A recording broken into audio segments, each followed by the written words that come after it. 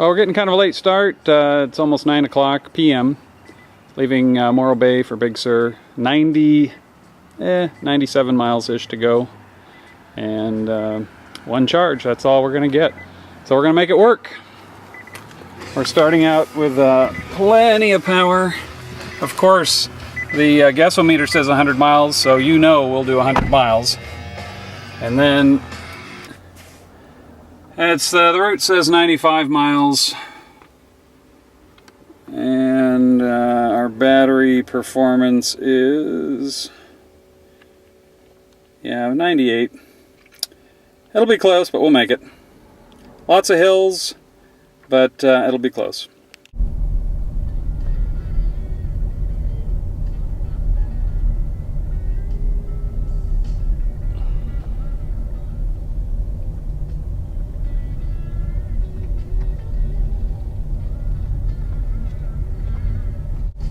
Looks like they had some mudslides here.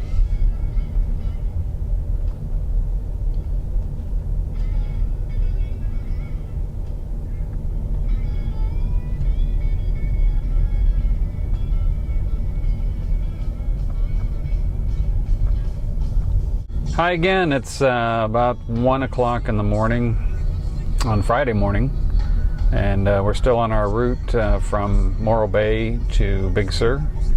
I had to pull over and take a nap because I was starting to get too sleepy. So for safety, we pulled over for a while. But we're still, I'm driving right now at 14 miles an hour. And I've got 17 miles to go. The gasometer says 19, which is kind of amazing considering the hills we're going up and down that it even has a clue.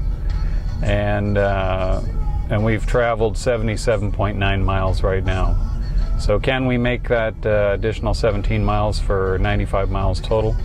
I believe we can. Our battery is at about 27.4% remaining. So we're doing pretty good. We needed to have that about 5.2 miles per kilowatt hour to make this happen. And we're right at that number, 5.2 right now. But to do that in this terrain, I've had to pretty much bracket my speed, going up hills at between 10 and 15 miles an hour, and letting it go down the hill and build up speed to maybe 25 miles an hour. So right now I'm going 11 miles an hour up the hill. What I'm doing to try and prevent myself from modulating the accelerator pedal is I pick an amp reading from the GID meter that is trying to hold the speed, and if the speed, for instance, now is 12, it's accelerating slightly, and I'm pulling about 15 amps. And I can very carefully, with a high resolution, pull it back to about 14.5 amps, and assuming the hill remains somewhat constant, my speed will hopefully not increase anymore, and that's about as fine-tuning driving as I can possibly accomplish. We've got a couple things going against us. One is it's 47 degrees outside. Now I don't have the heater on, but this is a 2012, and here in the US it comes with heated steering wheel and heated seat, and I have both going, so they're not taking hardly any power. But the problem is the whole trip started at around 9 o'clock p.m. Now it's 1. We've got 4 hours of operating, and even relatively efficient things like heated seats and the headlights that are LED, I won't turn the high beams on. Over 4 hours, I mean, these things add up. Besides the cold ambient temperature, which aerodynamic drag is not such a big deal at these really low speeds, but I'm more worried about losing capacity from the battery. So I think I'm doing really good, because we had a fairly warm day, well, warmish. We had right in the 70s, that's about 20 degrees centigrade in Morro Bay when it was charging. The other issue besides low temperature is as soon as it was charged, and it didn't even really hit 100% or even close, it was close, about 98%. There's no time whatsoever for the cells to balance. This is a new car.